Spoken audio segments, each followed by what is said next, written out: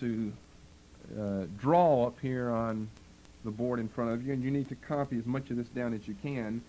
Show you the whole territories here, because the territories of Herod Philip are the least known, least well known, we could say, of students of the Bible and of Christians in the church. You're more familiar with Galilee and Judea than you are with Batanea or Auranitis or Trachonitis or Abilene. That's really Lysanius territory. But you're more familiar with some of these that are in southern Palestine than you are up in the north and up in the northeast. So let's give ourselves a map here.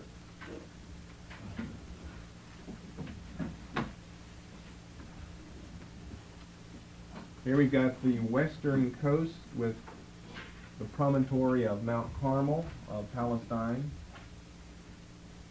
Sea of Galilee,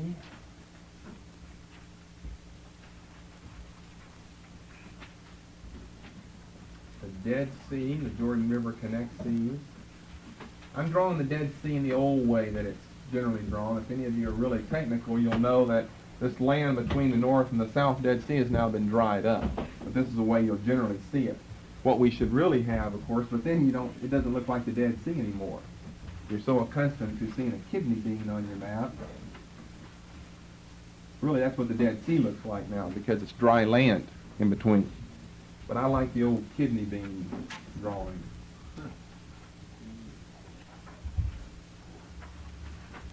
And then we can even give us a little Lake Hula, H-U-L-E-H right there. And let's start drawing off some boundaries.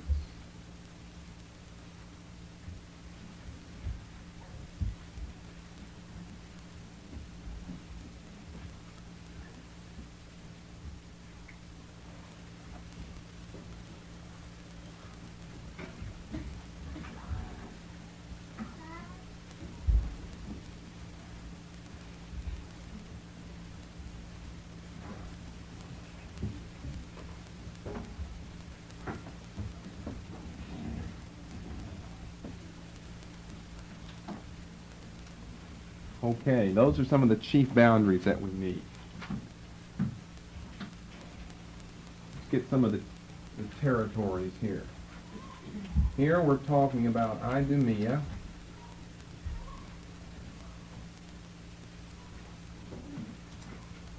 working our way up northward. I could be a little further south, but I've got to give myself some room here. Judea. Up here is Samaria.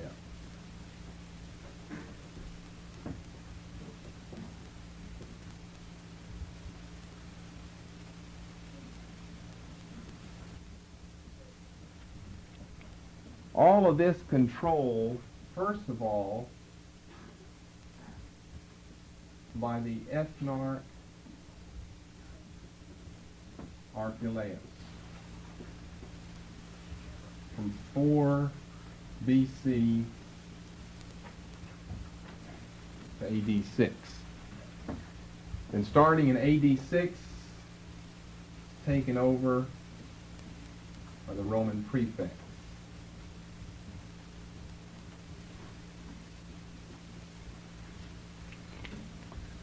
With the capital being moved from Jerusalem to Caesarea. That's basically what we've looked at with Archelaus in Matthew chapter 2. Whenever Jesus' parents get back from Egypt, they find out that Archelaus, because there's been a last-minute change in Herod the Great's will, remember, something that Joseph was not expecting.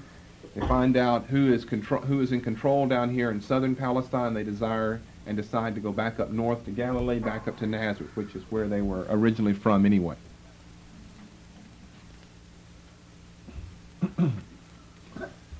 Okay, all across the bottom here, we have the Nabateans.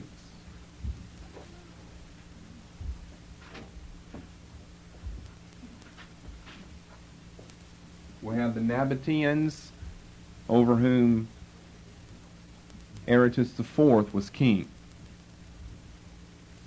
And according to 2 Corinthians 11:32, he had some type of control through a governor was way up here at Damascus. There's Damascus, way up there. This is Caesarea.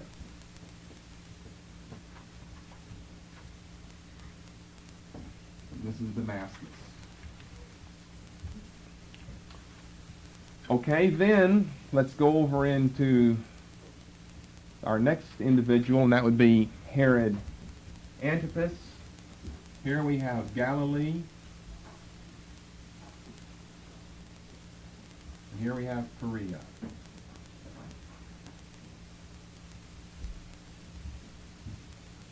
Those listening on tape will have to find a map and look at all of this.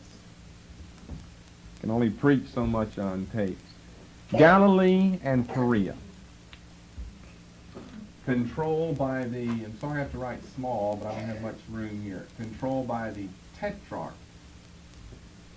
Antipas.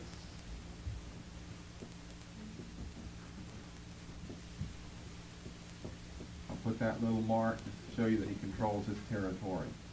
A little star in Galilee, Tetrarch Herod Antipas, because Herod Antipas also controls Perea down here.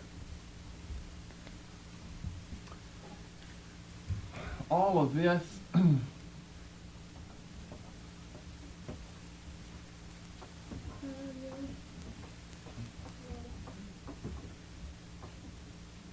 province of Syria, Roman senatorial province of Syria. From here, not including any of these other lines that are separated here by green, all the way over here, and obviously controlling Damascus, which is kind of a southern capital of Syria. Antioch being the chief capital, at least in the east, which is way up on the Orontes River. This is referred to as the Decapolis.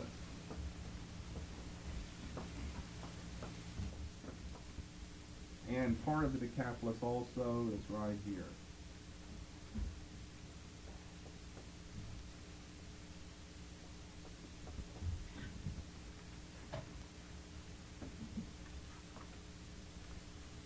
Okay, that gives us the Ethnarch Archelaus, later taken over by the prefectship under the Romans. Capital goes from Jerusalem up here to Caesarea. That gives us the Tetrarch Herod Antipas controlling Galilee and Perea. Then our next individual is Herod Philip. He's the next one we come to. I just put the P there, and where can I put it here? This is whole territory. The territory controlled by Herod Philip, the one we're talking about here in Luke chapter 3 and verse 1. Now what we're given here in Luke 3:1 is that Herod was the tetrarch of Iturea and Trachonitis. I won't spell Iturea out since you got it there in Luke 3:1. Here's Iturea. Way up north. Here's Iturea. Trachonitis is right here. That's also spelled for you in Luke chapter 3 and verse 1.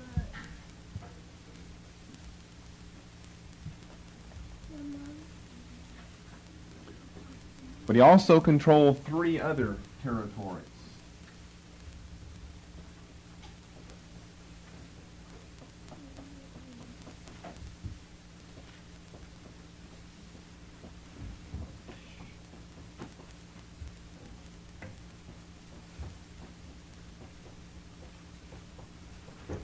He also controlled all of it over in the area of Trachonitis, but Trachonitis is probably a little further to the east. Up a little bit northwest of that, he controls Gaulonitis.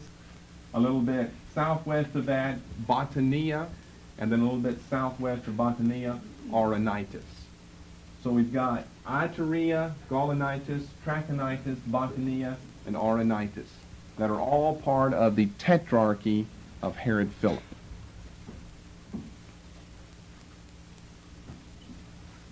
That's basically what your map should look like.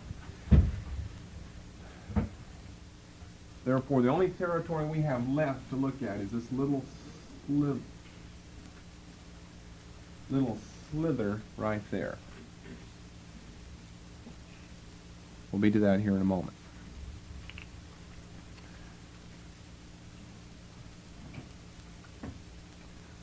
Okay, back to Herod Philip. He's known chiefly for the building of Caesarea Philippi. Which maybe I'm a little off scale here, but here's Caesarea Philippi, but probably it should be about here. I don't have enough room up top though. It's further to the northeast of the little Lake Hula than what I have, probably more up here. Caesarea Philippi.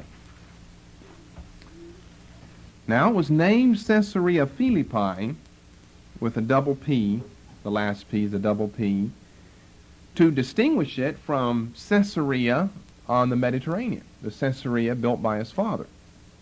Of course, it's called Caesarea Philippi, Philip, because it's named after the Caesar, Caesarea after Caesar, and after Philip, Herod Philip, the one who builds the city, in order to distinguish between it and Caesarea on the Mediterranean. It's the Caesarea of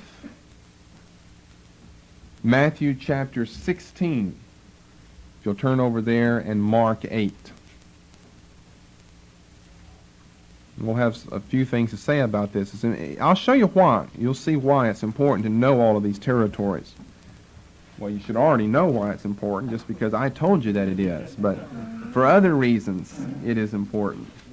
Or I think that it is because I have some reasons behind that. Matthew 16. When Jesus came into the coast of Caesarea Philippi, there's the city mentioned right there. It's not mentioned very often. We really only had this one occasion where it's mentioned by name. Mark mentions it, but it's still the same occasion. When Jesus came to the coast of Caesarea Philippi, which is right way up here. Let's move this and put it way up here. Caesarea Philippi. He asked his disciples, saying, "Whom do men say that I, the Son of Man, am?" So here comes one of the greatest, most significant instances in Jesus' earthly ministry where he elicits from the apostles, from Peter the spokesman, the confession they believed him to be the Christ, the Son of the living God.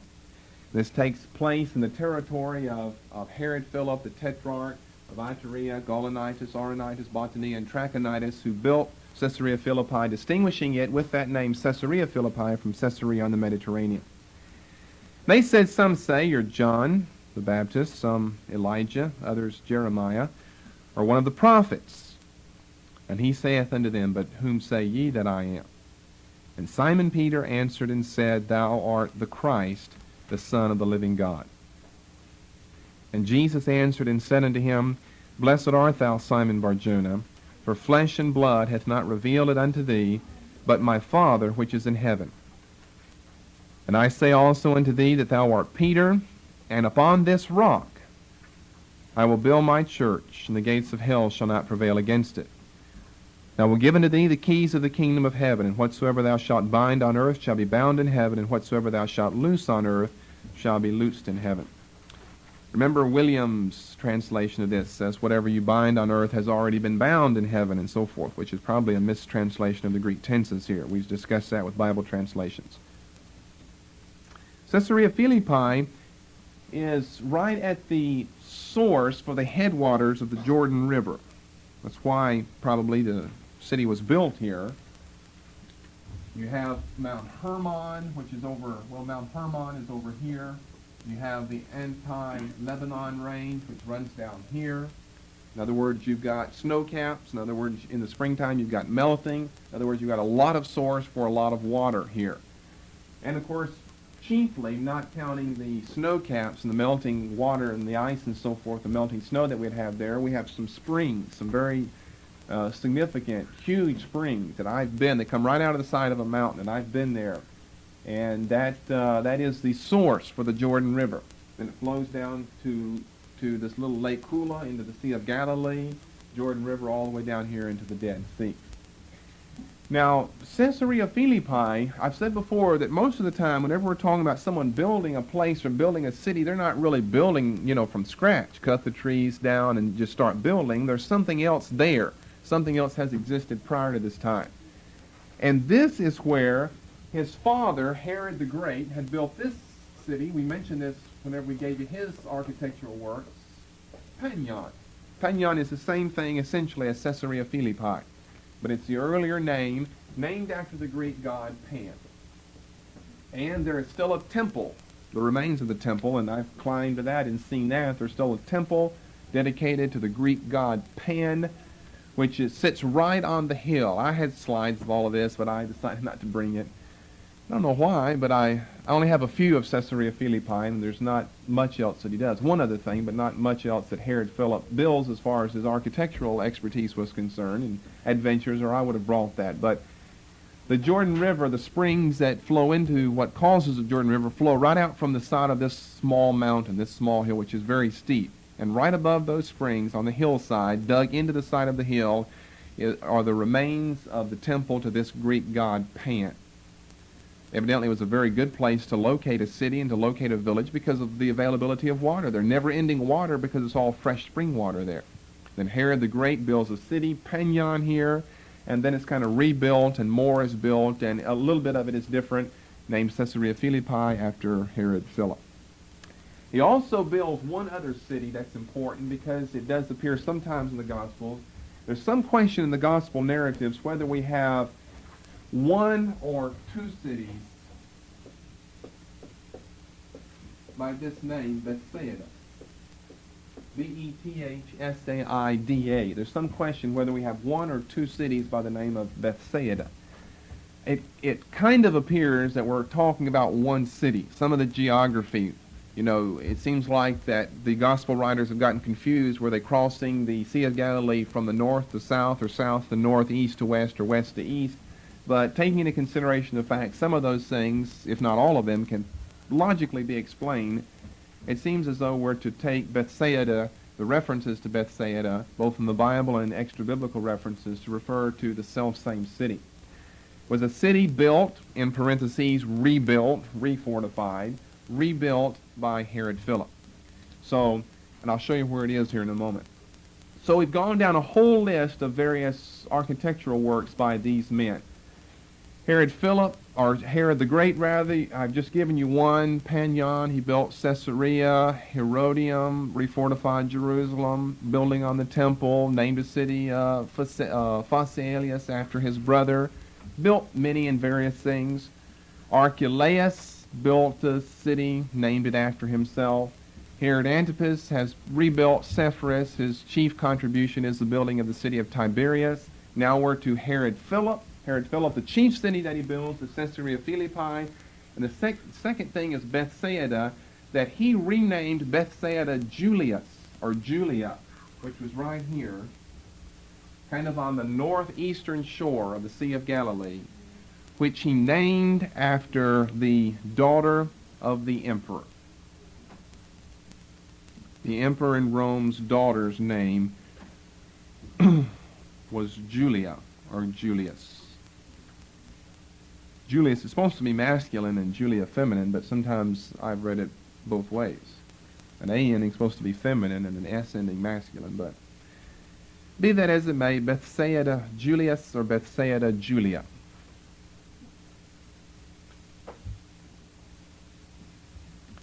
Herod Philip died after 37 years of peaceful rule and was buried in Bethsaida Julius.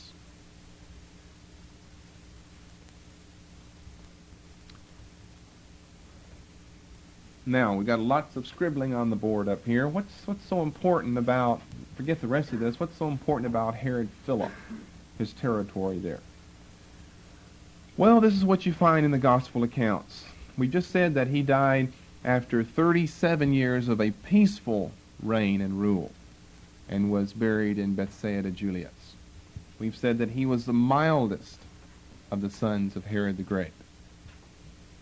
What you'll find, and that can be explained because of what I've just said, in the Gospels, is that many times in Jesus and the apostles' ministry, that is in the books of the Gospels, the gospel narratives, whenever they are under stress or strain because of the people and tiring circumstances, they withdraw to the territory, the tetrarchy, that's controlled by Herod Philip, tetrarch. Why? Because this Herod Antipas down here is not the best of men.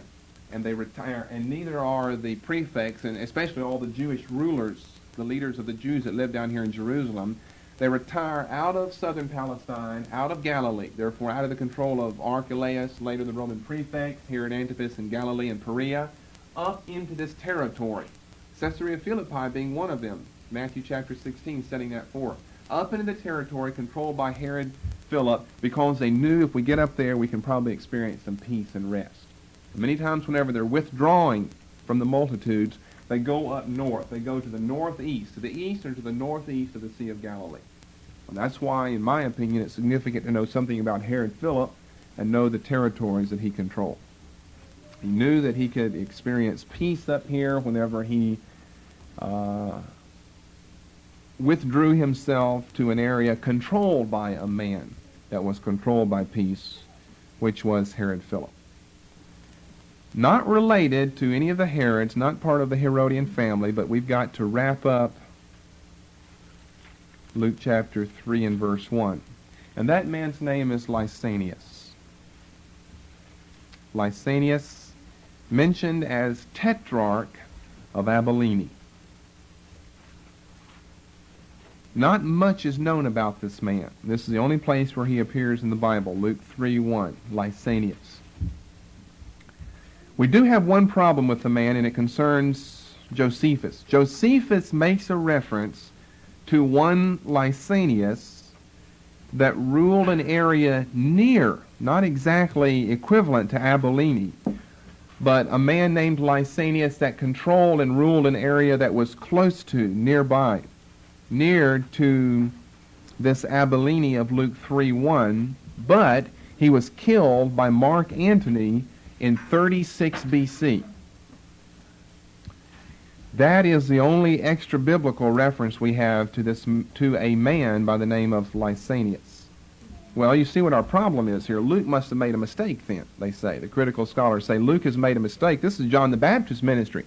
We're way up 36 AD, and you're talking about 36 BC. This man was killed by Mark Antony. So the critical scholars say Luke must have been mistaken. I'm always amazed over the fact they never say Josephus must have been mistaken. Why is it you always have to say the biblical author was the one that was wrong? Maybe Josephus is the one who made the mistake.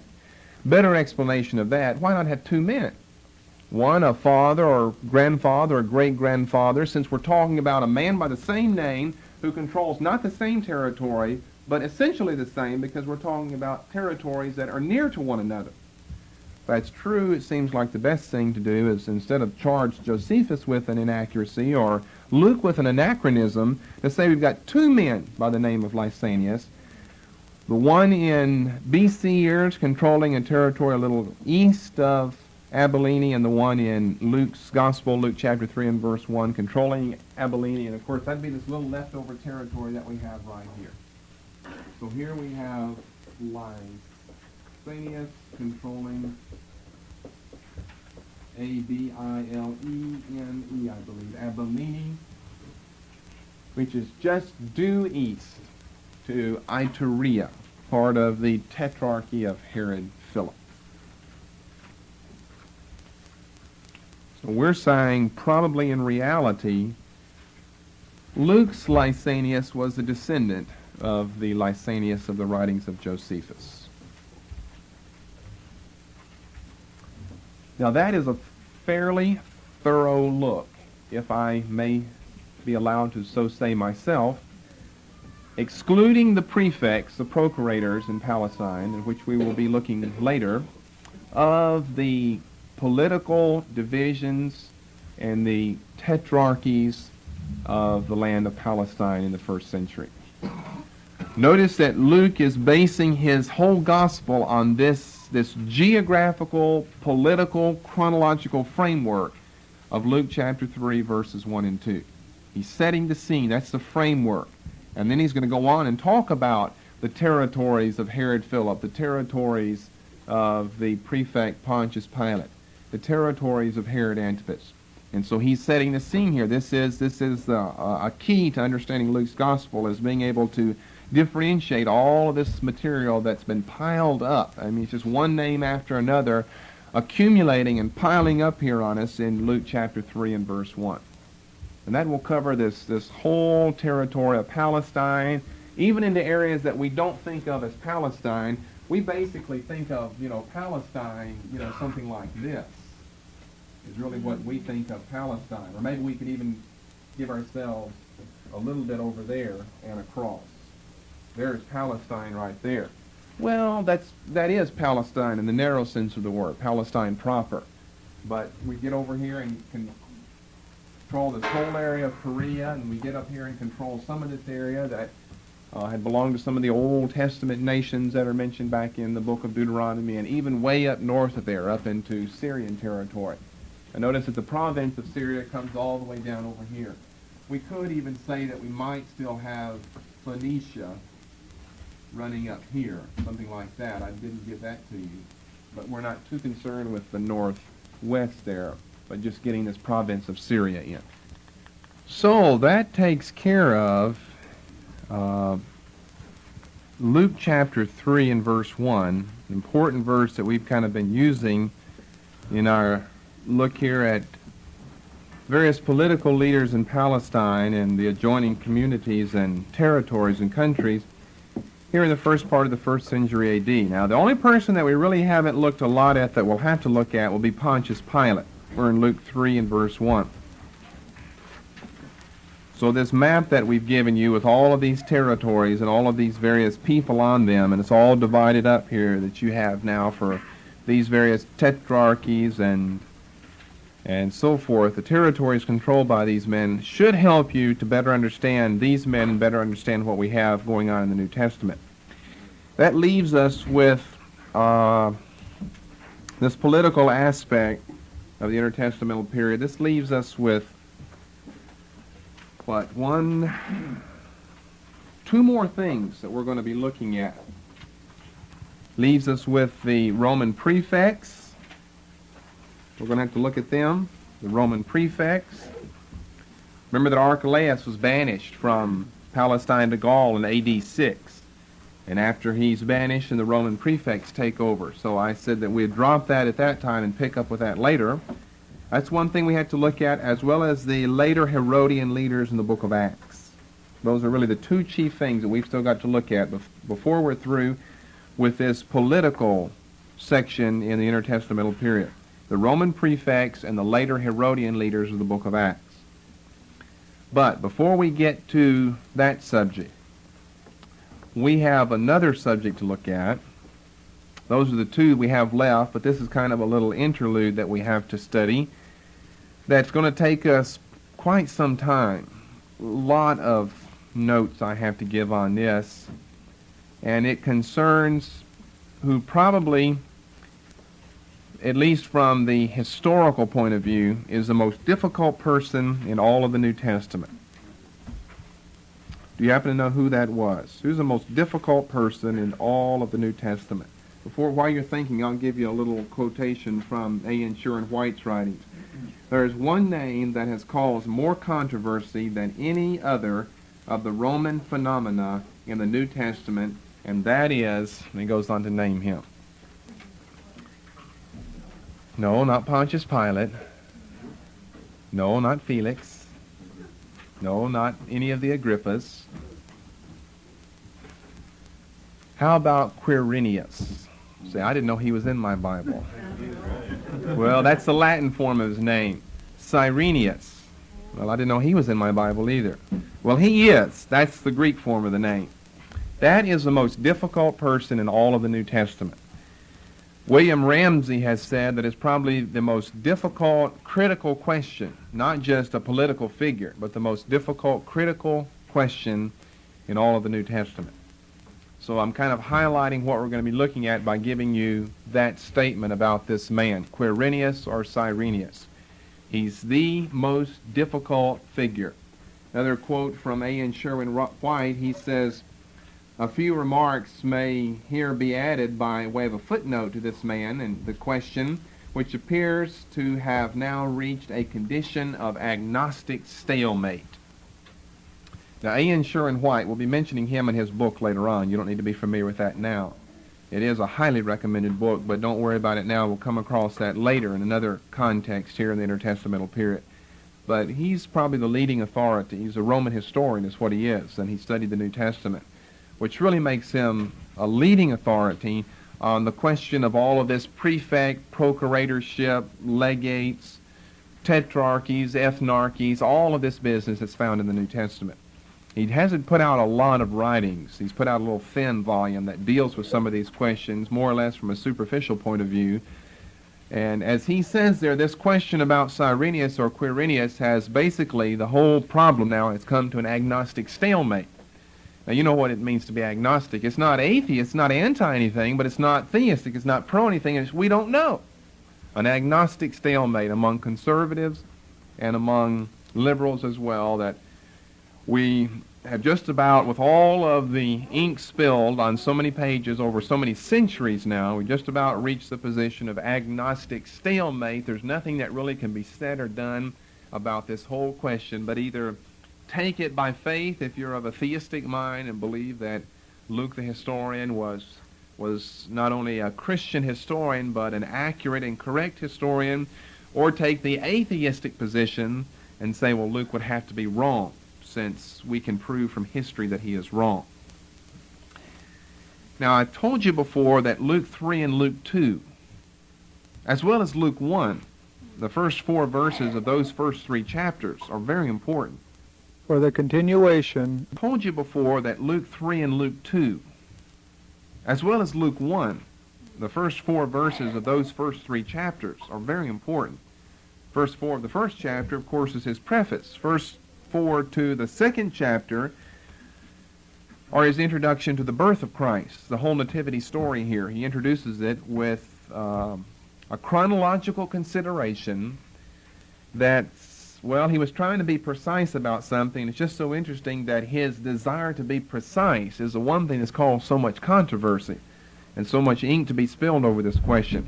And then, of course, the first couple of verses in chapter 3 date the beginning of John the Baptist's ministry, which in essence also more or less dates the beginning of Jesus' ministry, since we know from verse 23 that here he has begun his ministry and he was about 30 years of age. What does Luke mean by that? Why does he say about 30? Why didn't he say he was 29 if that's what he really was?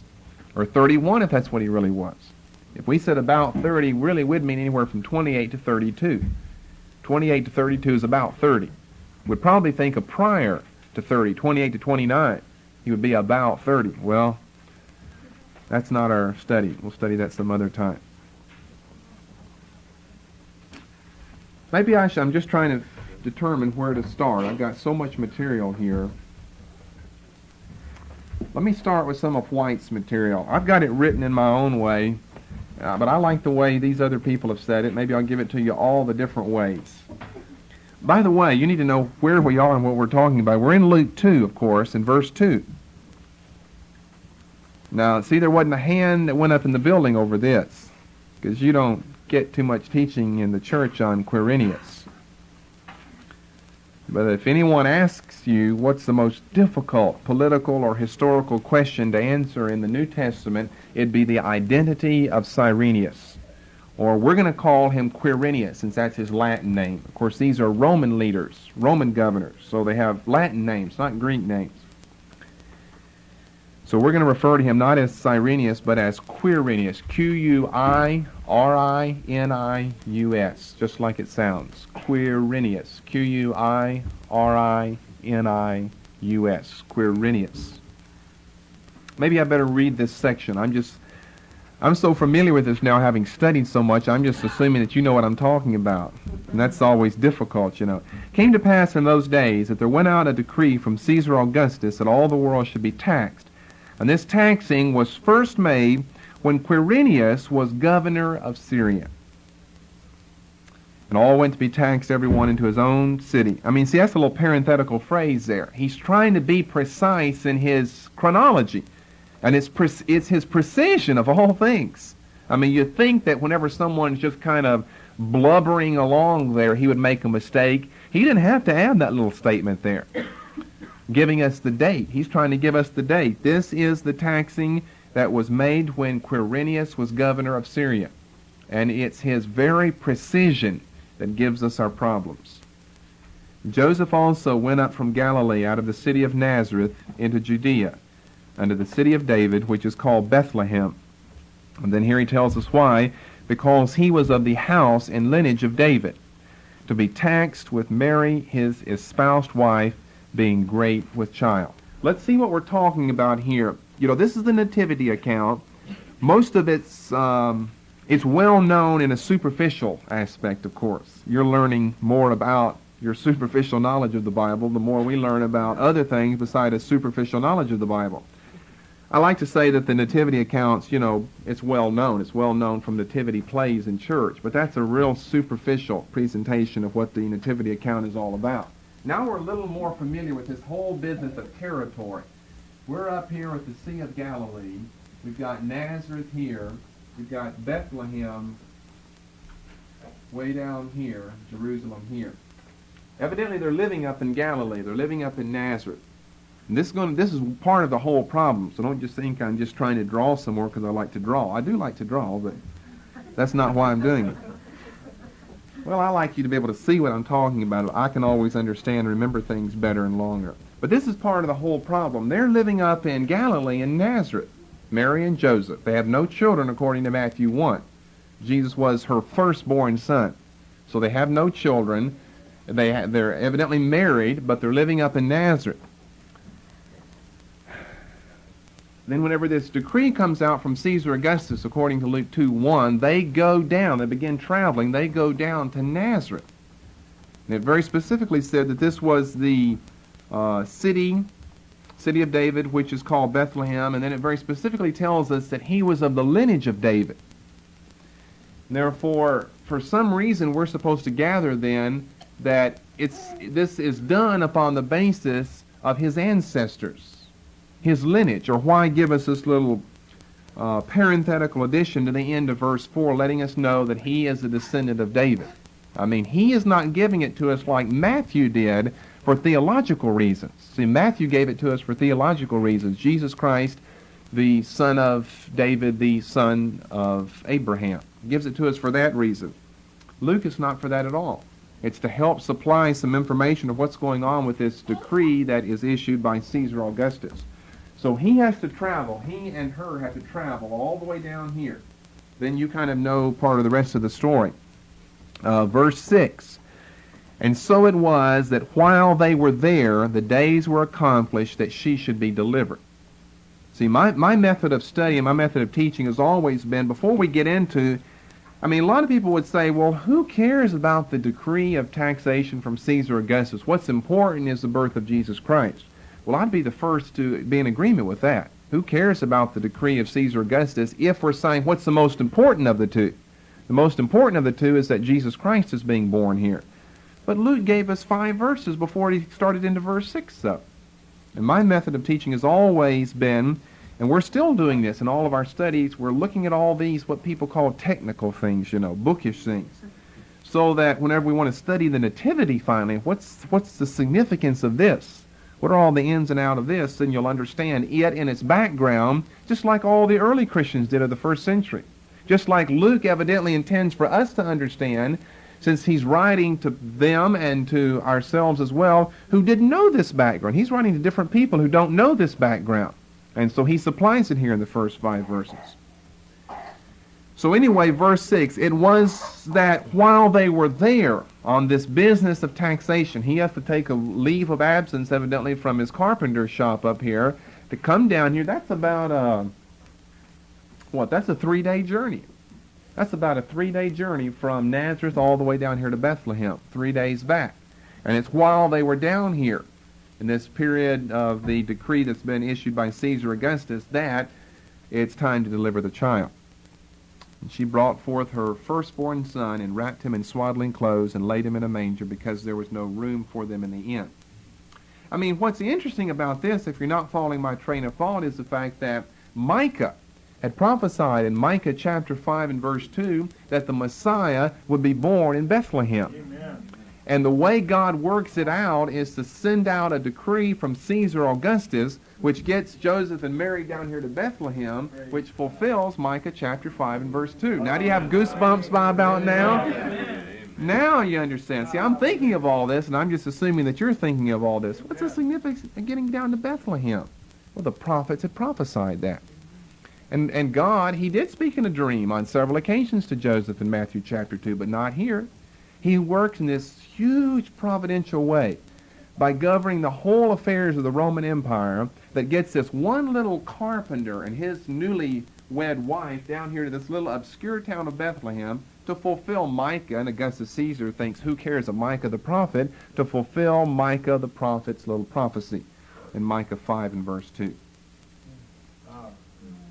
So it was the IRS time. It was around the middle of April, whenever Jesus was born. That's how we can know what month he was born. It had to have been April.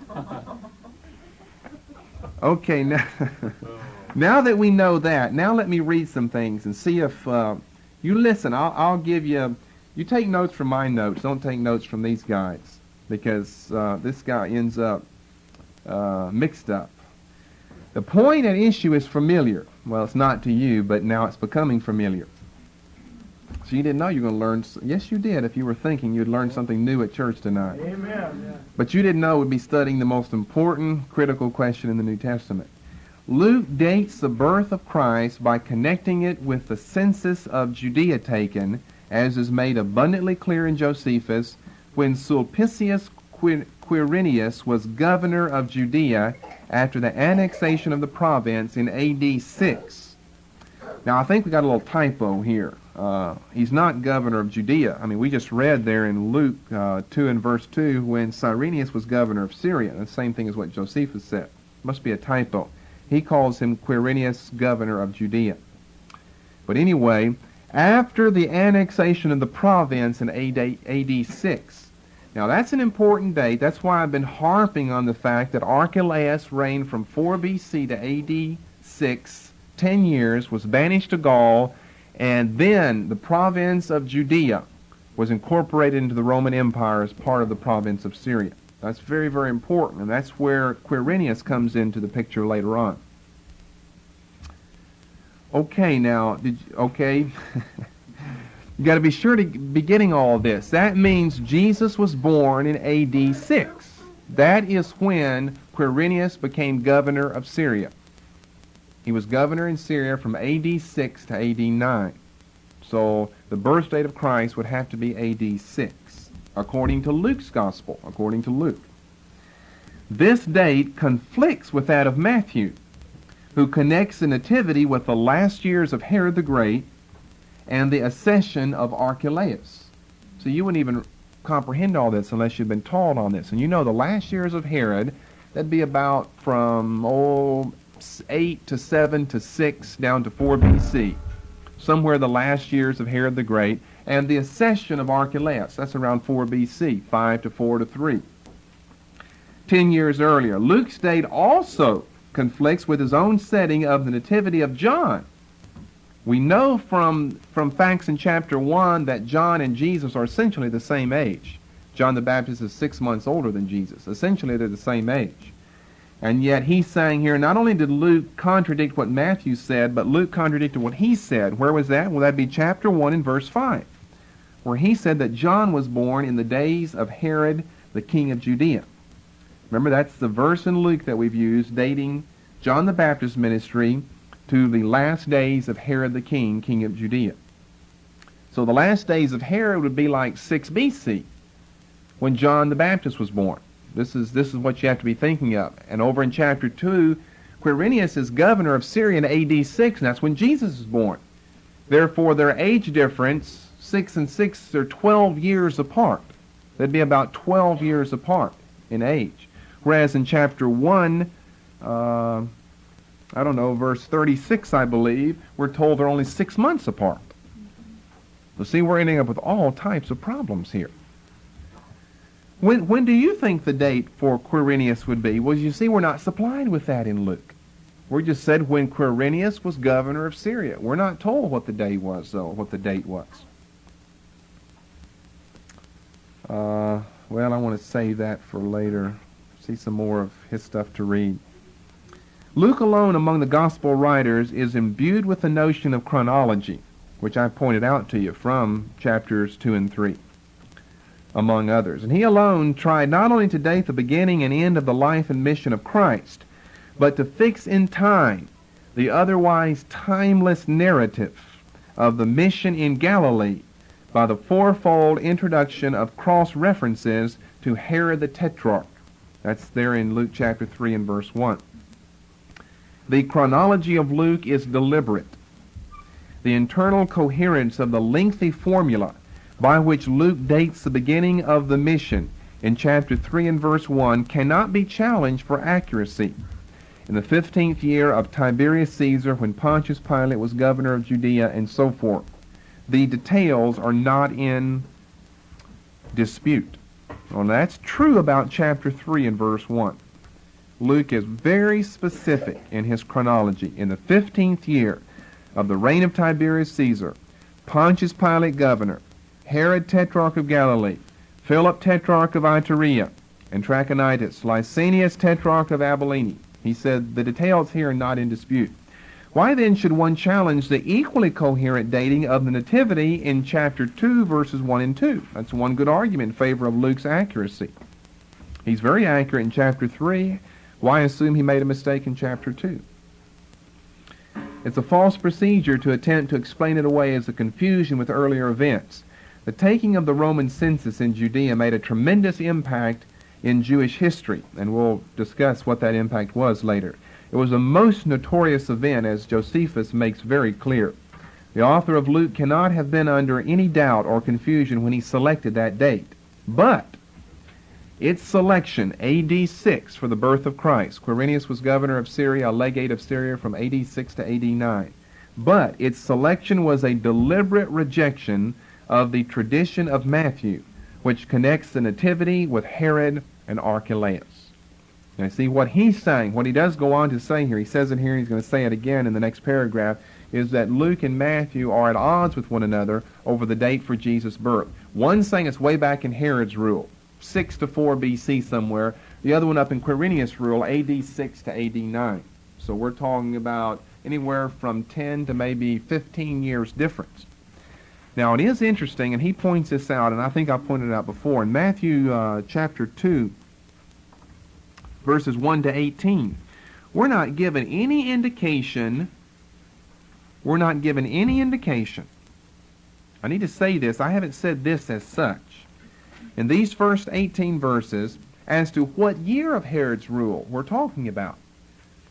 In other words, could Jesus have been born maybe 35 BC? Well, according just to these first 18 verses, well, certainly. We're not told what year this was in Herod's rule. We're just told when Jesus was born in Bethlehem of Judea in the days of Herod the king. Which days? He reigned from 40 or from 37 BC all the way down to 4. Maybe this is 20 BC that Jesus was born. That could well be a possibility, just staying with the first 18 verses.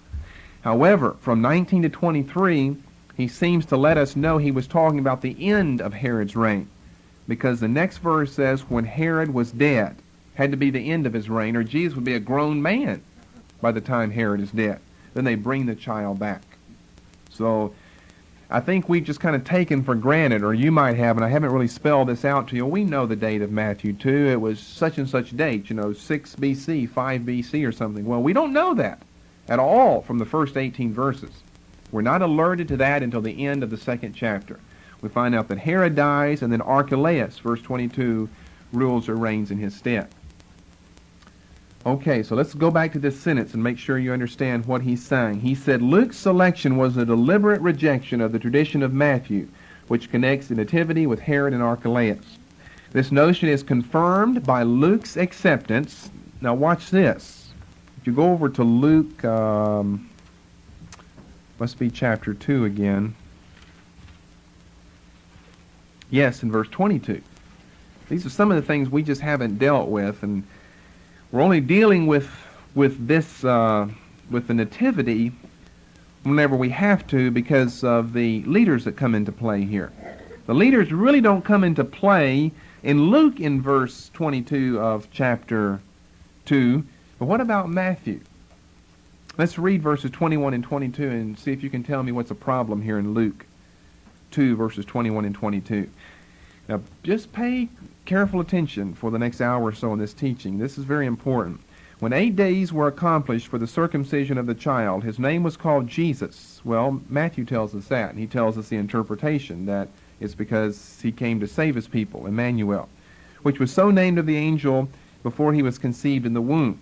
When the days of her purification, according to the law of Moses, were accomplished, which is just a period of weeks, they brought him to Jerusalem to present him to the Lord.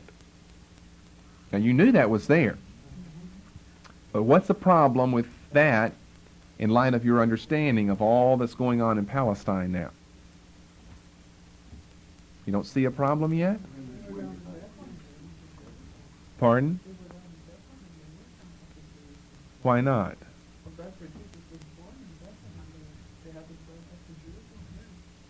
Okay, they have to go back up to Jerusalem. He's born in Bethlehem, and we're talking about just he's circumcised 8 days. That was the Jewish law.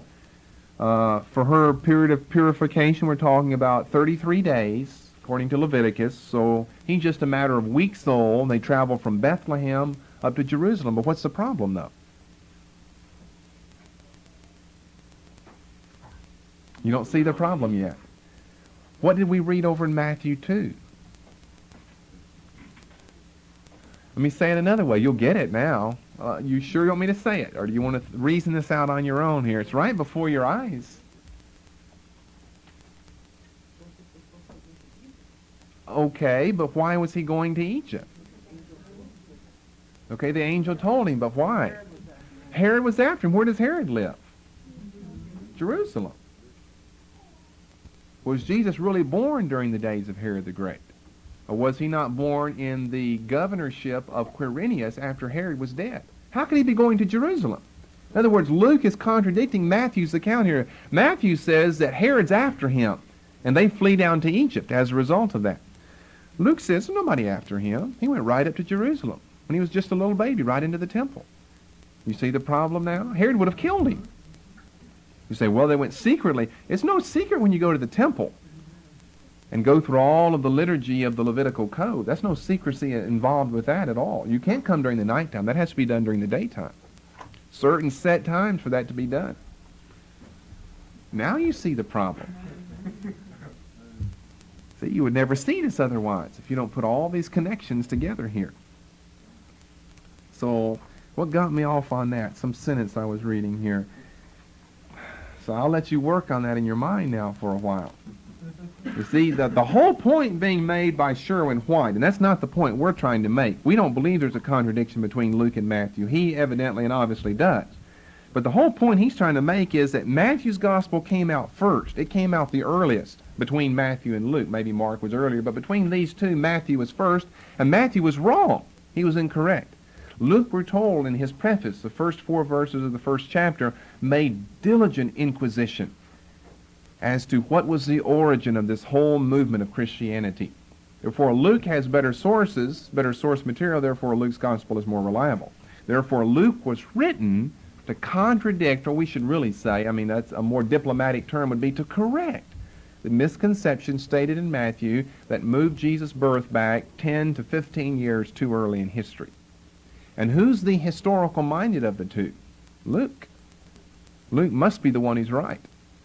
Matthew just mentions Herod, not because he's trying to be chronological or historical, but because it figures into his second chapter, Herod, someone's trying to kill Jesus. And we have to know who that is. So he said it was in the days of Herod the Great, king of Judea. We have to know that. Luke doesn't have anything to say about Herod except chapter 1 and verse 5, that John the Baptist was born in the days of Herod the Great.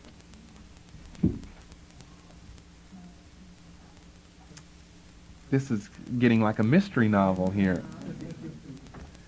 We won't get to any answers tonight, but we'll work on it. Remember, according to Sherwin-White, he says it's agnostic stalemate.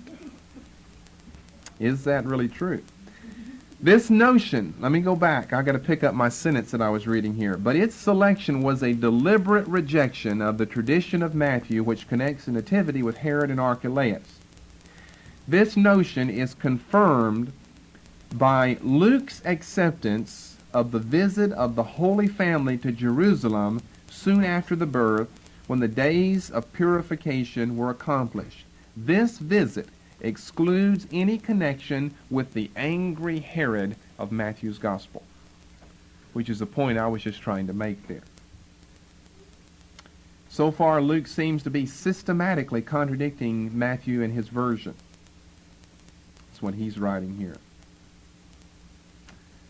The chronological difficulty is that Luke, you go back earlier, all would be straightforward if Luke had not unfortunately managed to include, or maybe failed to exclude, from his long version of the Nativity of John, the setting of the story in chapter 1 and verse 5 in the days of Herod the king. Because then when you take that with chapter 1 and verse 36, you've got internal contradiction. Not only is Luke contradicting Matthew, but he's contradicting himself. He puts John the Baptist's birth back in the days of Herod the Great, let's just say 4 B.C. He puts Jesus up in A.D. 6, that's when Quirinius became governor. So they're 10 years apart. And yet he says in 136, they're 6 months apart. The angel comes and tells Mary, your cousin Elizabeth is with child in her 6th month with John the Baptist. They're 6 months apart. 6 months, 10 years, it's an internal contradiction now. That's what he's saying. But one may well suspect that the root of this chronological difficulty, the one that I just gave you, is that Luke, although he's determined to date the birth of Christ to the year of the census, A.D. 6, when Quirinius became governor, has accepted the incompatible synchronism of the two nativities of John and Christ. The dating of John's birth being too firmly established, as in the days of Herod, to be set aside, this date slips in as part of the accepted story. In other words, what he's saying is John the Baptist was born in A.D. 6. And therefore the verse that would be the problem is not chapter 1 and verse 36, but chapter 1 and verse 5, that one little small tiny reference to Herod the Great. There was in the days of Herod, the king of Judea, a priest named Zechariah who had a son named John. So the whole problem is that Luke let this slip in, he said, because it was too firmly established. It was a wrong tradition, but it was too firmly established in the minds of the people.